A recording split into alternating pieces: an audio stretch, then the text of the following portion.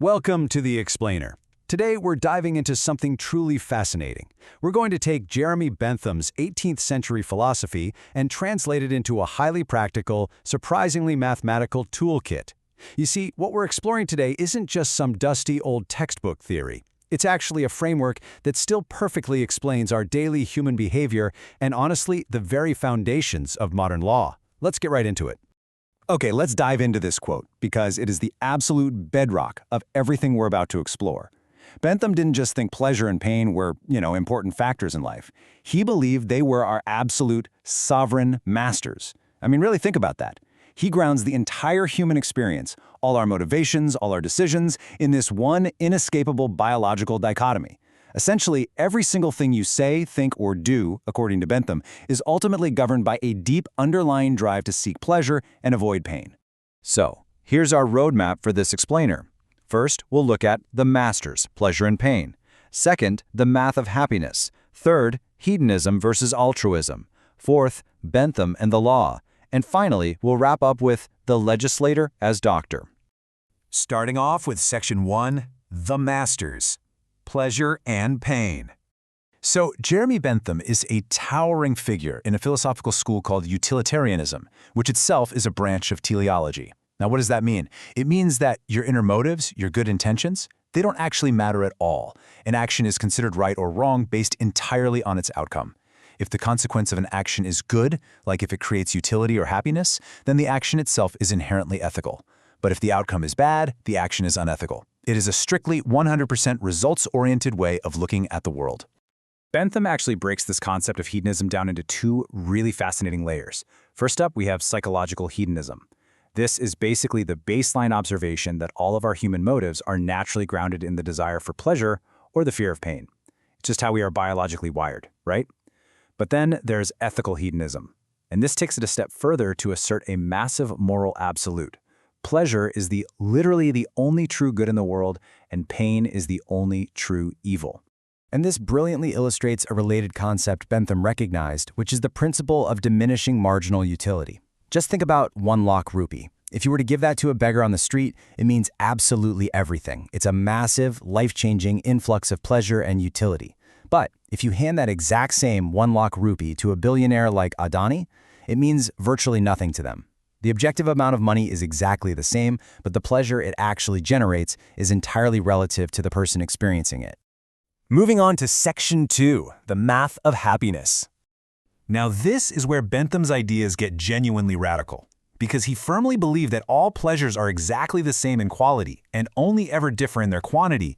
He concluded that morality could literally be treated like a math problem. Seriously. He entirely rejected all that vague philosophical idealism and insisted that human activity can be reliably quantified. To pull this off, he devised what he called the hedonic calculus. It's a mathematical system designed to calculate the exact amount of pleasure or pain flowing from any given action. He broke this calculus down into 7 specific variables. Think of this as your ultimate ethical cheat sheet for making any big life decision. You just have to ask yourself, how intense is the pleasure? How long will it last? What's the probability it will actually happen? How soon will it happen? Will it lead to even more pleasure later on down the road? How free from pain is it? And finally, scope. How many people are affected? By running your choices through these 7 variables, the goal is elegantly simple. You just maximize the numbers to provide the greatest pleasure to the most people.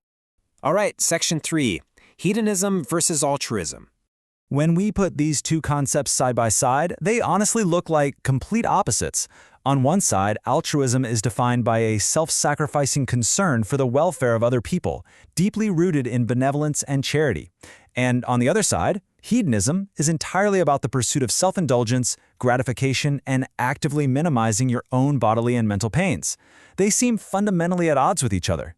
So the crucial point is, how did Bentham reconcile this? Did he think altruism was just a total lie? Well, not exactly.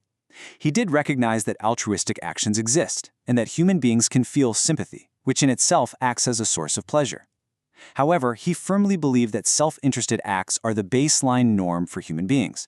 Pure altruism, that's just the rare exception. And his main point was, if you want to build a truly functional, stable society, you have to plan for the norm, not the exception.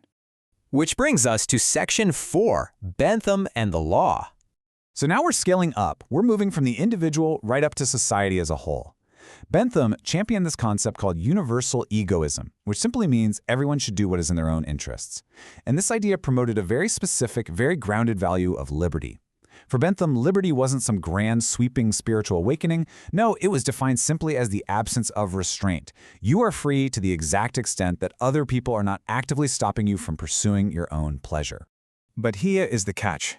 If everyone is just running around chasing their own selfish desires, society would inevitably collapse into total chaos, right? And that is exactly why Bentham criticized vague, undefined natural laws and became an early pioneer of legal positivism. He argued that precisely because we are naturally selfish, we desperately need an organized sovereign power. We need a government. The government's job is to create artificial boundaries, construct penalties, and crucially, to protect property so that our selfish pursuits don't end up just destroying one another. Let's move to Section 5 and see how this builds. The legislator as doctor. Bentham envisioned legislation as the art of medicine, just applied on a massive societal scale. Think about it like this. Just as a physician looks at a sick individual and prescribes a cure for their physical body, the legislator looks at the political body of the people. Laws are essentially the medicine used to cure the disease of societal pain, mischief, and crime. Under this framework, a punishment for a crime is really just a precisely calculated dosage of pain, meant to deter future sickness within the society. But curing the public is actually super complicated, primarily because of one highly provocative idea Bentham had. He said the public interest is actually a fictitious entity. He argued that there is no magical, floating, collective concept of the public. The public is just a collection of individuals. Therefore, the public interest is literally nothing more than an aggregate, a giant mathematical sum of all our individual selfish interests. And the glaring problem here is, well, we often don't judge our own interests very wisely. And this creates an incredibly tricky job for the legislator, highlighting a massive gap between our apparent interests and our real interests. The legislator has to accurately observe our apparent interests, how we actually behave in the real world, flaws, biases, and all. Then, they have to design adequate motives, like the threat of punishment or the promise of protected property, to forcefully guide us toward our real interests. Basically, they have to push us toward the choices we would make if we were fully rational, perfectly informed utilitarians. Which leaves us with a profound dilemma to close out this explainer.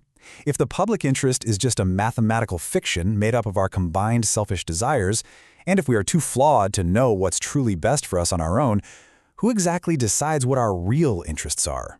It is a fragile, immense power that governs our daily pursuit of pleasure. Definitely something to chew on. Thanks for exploring this with me.